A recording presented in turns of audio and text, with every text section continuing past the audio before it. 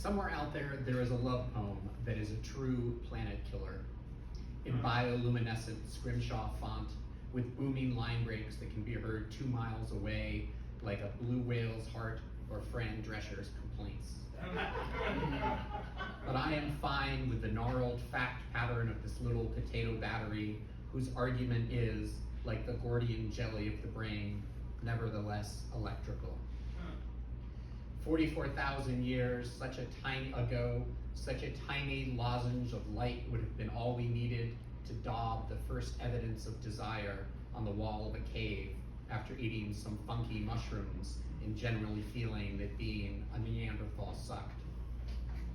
Yet your amazement over this idea of this lit up fruit tuber is more real to me than the massive ferns or tragic lack of alcoholic milkshakes in those interminable geological eras. Because our days never feel like we're whisper screaming at each other while trying to assemble cheap furniture at a dingy stone cottage at twilight next to a beach of rotting fish. Because we both waited as teenagers in parking lots for something catastrophically exciting to happen, like a sea captain's widow on her walk. Because you gently shut me down when I try to claim that my dark whimsy is a form of delight. Because you love the practicality of a superhero with good boundaries, flat boots, and reasonably sized breasts. Because you are my rejection of haughty Joan of Arc milkmaid types with an unhealed ultraviolet wound beneath a psychic breastplate that they never take off, even in bed. Because you think someone should make a desert fantasia of Georgia O'Keeffe's life entitled Lawrence of Arabia.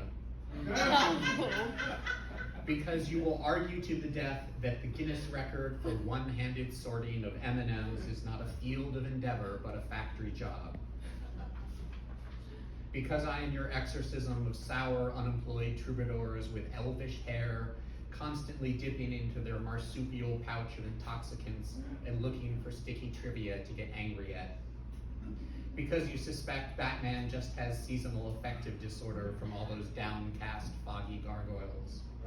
Because you bring me doctored tea the color of fresh pennies when I get sick, even though I become very entish with a lot of creaking, mossy overgrowths, breathy pauses, and eyebrow work.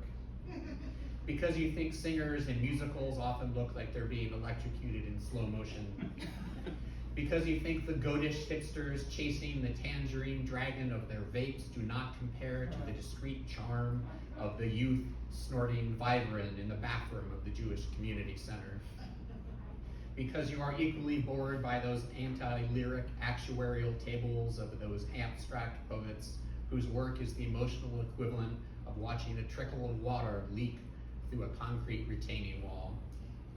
Because you want Werner Herzog to be retroactively teleported into Wuthering Heights so that he can tell Kathy that the moors outside are savage and meaningless like her pianoforte playing. Because while comparison is the thief of joy, the larceny of these metaphors is anything but, and we are already criminals in the hooded, academic eyes of those allergic to intellectual pleasure. Ergo, there's nothing for it but to continue deliriously onward down this absurd Latinate boulevard as an inkwell burns like a black Molotov cocktail in my hand, and you raise the ragged red blazon of your heart high, lighting the way.